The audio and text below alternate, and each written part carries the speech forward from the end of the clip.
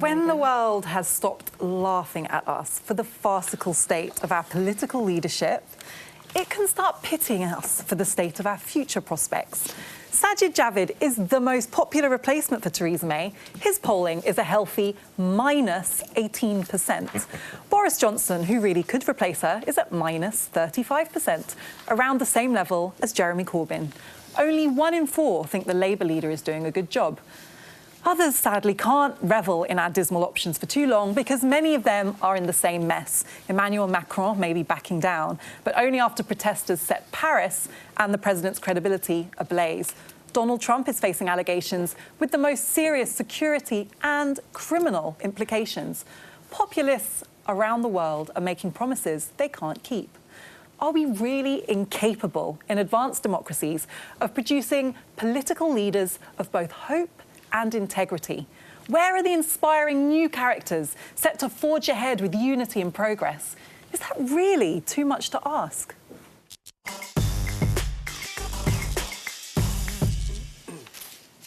So I agree with you, which is very surprising for me, but I do agree with you. And in the last election, so last year, I found myself in a situation where I had nobody to vote for, and I ran for politics myself, for election myself, as you know. The experience that I had was deeply unpleasant. It was not a nice experience, and if a general election was called tomorrow, I'm not sure that I would stand again.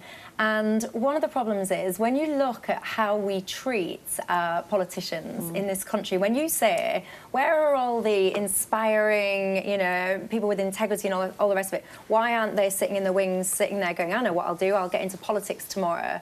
Who would want to, in this current climate, if you're successful in the real world, why would you sit at home and go, I know what I want to do, I want to get into... Yeah, take a pay cut. Massive pay cut. Take a load of hassle, I know I said something else, take a load of hassle, get a load of grief. Why would you want to do that? And I think that people are they are getting increasingly disengaged with politics because people don't seem to... I'm politically homeless. I don't have anyone that would represent me. I don't have anyone to vote for in the next election. And so many people are like that. But we need to look at how are we treating politicians? Why aren't people being held to their manifesto promises? Because this is where a lot of the disillusionment comes from, because you say all kind of promises, you get voted in, and then you just don't do anything that you say that you will do. And how do we inspire those people? I don't know the answer to that. I wish I did. I just want to, and before I bring everyone else in, because for me there's also this element of post-truth at the moment, that politicians just seem to be saying whatever, even though they know it's not going to happen. Look at this. This is, in the last week, I watched ministers saying that this vote would definitely happen. One after the other. Just have a little look. My understanding is that we'll have a vote on Tuesday, and we are looking to win that vote. We'll be voting tomorrow evening on the withdrawal agreement, and that withdrawal agreement allows us to leave the European Union. If we went ahead and held the vote tomorrow, the deal would be rejected by a significant margin. We will therefore defer the vote scheduled for tomorrow and not proceed to divide the House at this time. You know, for me, Michelle, that just speaks to exactly what you're saying. Just this disillusionment that I think people don't trust politicians, they don't believe what they say, and it's not an appealing prospect for somebody who does want to say what they mean and do what they say.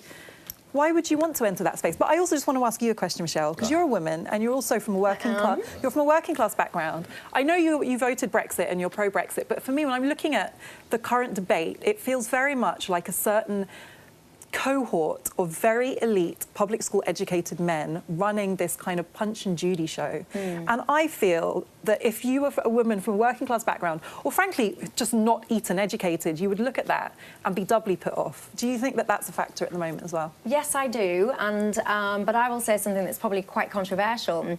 A lot of the treatment that I got that was poor treatment came from female politicians that I was standing against, so if that makes sense. So I would like to see, when I watch PMQs and stuff, I feel put off.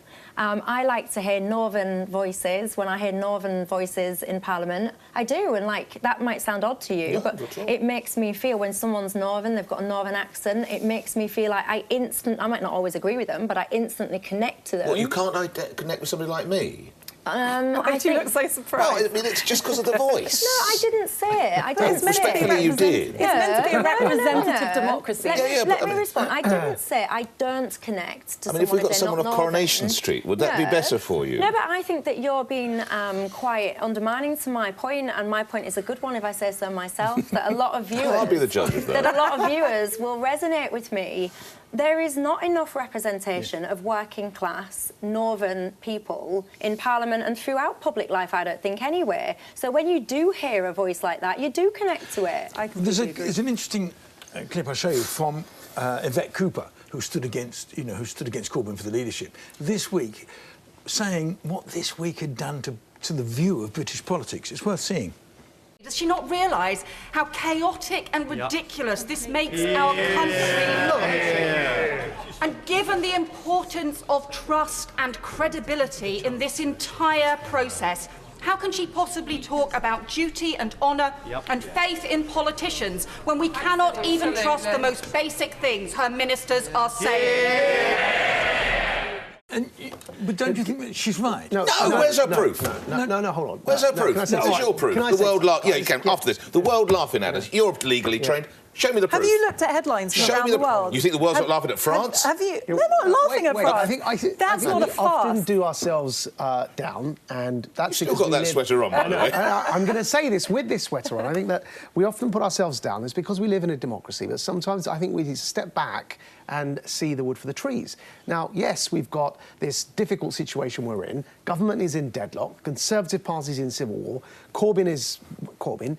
And I will say, despite all of that, yes, we're still better than what's going on in France. We're not burning things down on the streets. And I've got to say that there is still trouble with working class and northern representation, but it's certainly better than most other countries where democracies aren't representative. You ran for Parliament, didn't you? As a Lib Dem, I did. Would you run again in no, today's never. climate? But that's what I was going to say. Our democracies and our leaders are a product of our people. And the public opinion is what led to Brexit. So why public wouldn't you opinion run is again? what led to Trump, and it's what led to all these populists rising. Actually, the problem isn't the politicians. Why wouldn't it's you where run they're again? coming from. Actually, I don't know if Trump would have won had Hillary Clinton not been his opposition. Tell me why you wouldn't run for Parliament, though, Magic. I think someone like you would be awesome in Parliament. I agree with why that. wouldn't you run? Thank you, guys. Do you agree as well? Afua, can we get a unanimous decision? Runs a Lib Dem, that's certainly won't be in Parliament. I think it's great that you're taking It's what you said at the beginning in your introduction, right? Who wants the hassle and the headache of the constant scrutiny and attacks? And this is why I'm now saying what I'm saying, because sometimes that lot that we just saw get an unfair rap.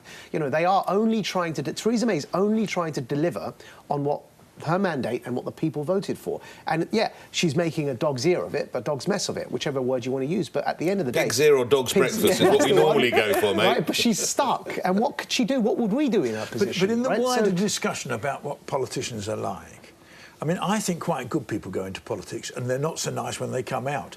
And therefore, it's about the system they go through. Politics? I nearly did many years ago. I'm grateful that I didn't know. But Greg, the system produces cookie cutters because we don't tolerate anything else. If a person with personality went in, we criticise them for having personality. We want that bog-standard Theresa May style politician. In my lifetime... No, the system crucifies... You may not want it, but the system crucifies... No, in my lifetime, though, in my lifetime, I'm the oldest bloke, I'm the oldest by a long way. By a long way.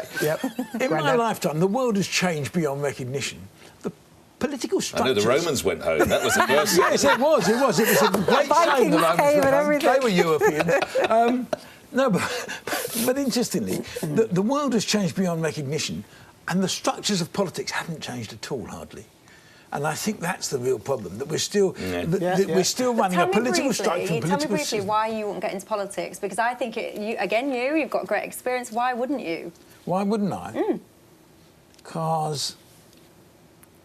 Because you have to be too nice to too many people to get up the ladder. Right, OK, well, on that note, talking about not being nice, you're watching The Pledge on Sky News. Up next, how all of us could and should be doing more to tackle racism.